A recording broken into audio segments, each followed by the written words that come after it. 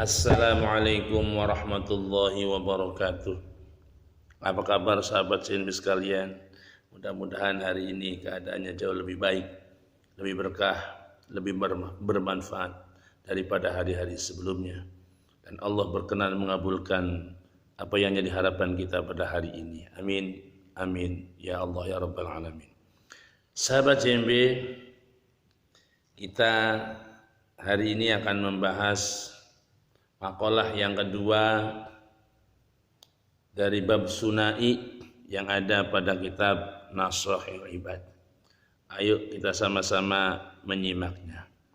Bismillahirrahmanirrahim. Wal maqalatus tsaniyah.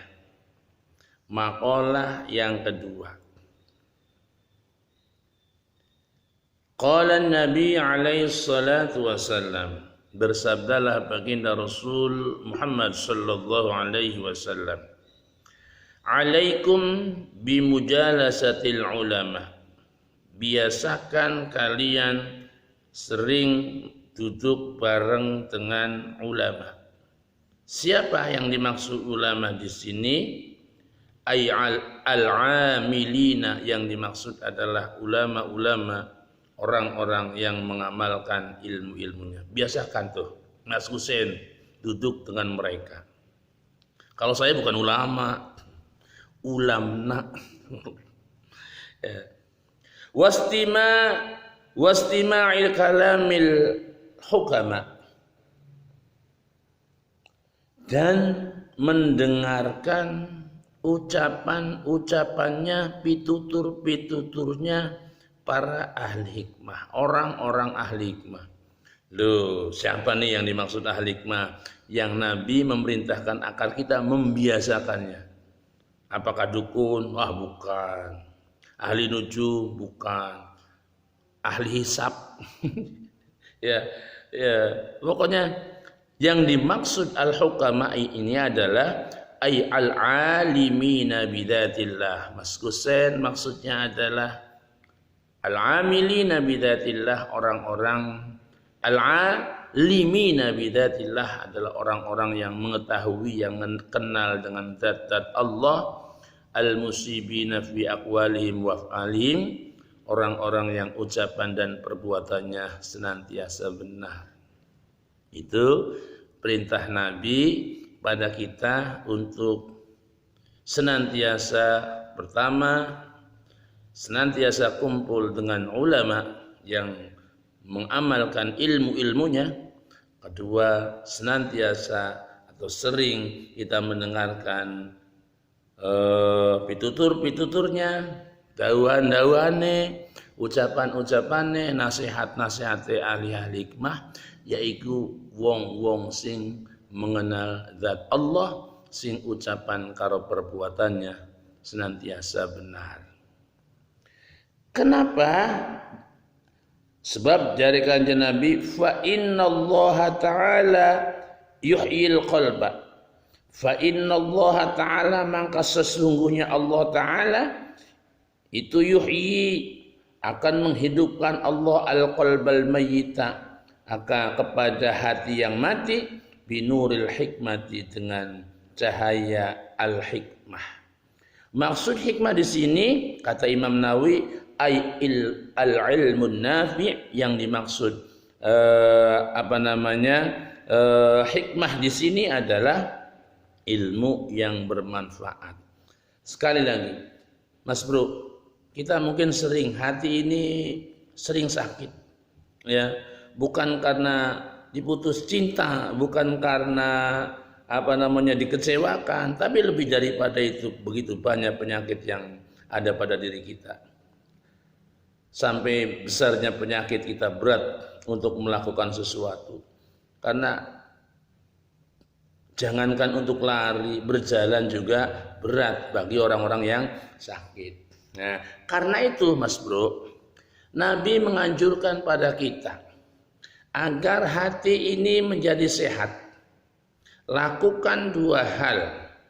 Sering bertemu, sering berkumpul, sering duduk, sering ngobrol, ya, sering duduk bareng, sering kumpul dengan orang-orang alim, orang-orang alim yang senantiasa mengamalkan ilmunya. Tidak cukup dengan alim saja. Dan sering yang keduanya, dan sering mendengarkan nasihat, pitutur, saran orang-orang ahli hikmah. Orang-orang yang mengenal tentang zat Allah Subhanahu wa taala, karena ternyata kata Nabi, Allah itu akan menghidupkan setiap hati seseorang. Ya, menghidupkan hati ini dengan cahaya hikmah, dengan ilmu yang bermanfaat. Kama yuhyil ardul mayyitata bima'il madar, seperti halnya Allah menghidupkan bumi yang mati dengan hujan. Begitu tandusnya, kita rasakan kemarau kemarin dahsyat luar biasa. Di tempat adalah satu tempat tidak ada tumbuhan yang bisa tumbuh. Ya, tapi begitu turun hujan, subhanallah, di sana sini tumbuh sesuatu yang tidak ada sebelumnya menjadi ada. Kenapa? Karena bumi itu hidup kembali karena adanya hujan. Begitu pula di saat hati kita merasakan mati atau setidak-tidaknya sakit. Bukti sakit berat melangkah untuk kebaikan berat. Ya. Sebagaimana beratnya orang sakit secara lahiriah, secara badaniah, ketika harus berjalan, ya, sulit, berat, dan akan merasakan sakit.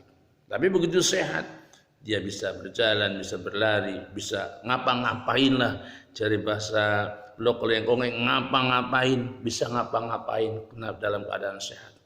Oleh karenanya, ketika kita merasa berat melakukan sesuatu atau bahkan tidak bisa melakukan sesuatu, jangan pernah mengajak kepada siapa-siapa, jangan pernah menyalahkan siapa-siapa, gak usah bertanya kepada siapa-siapa.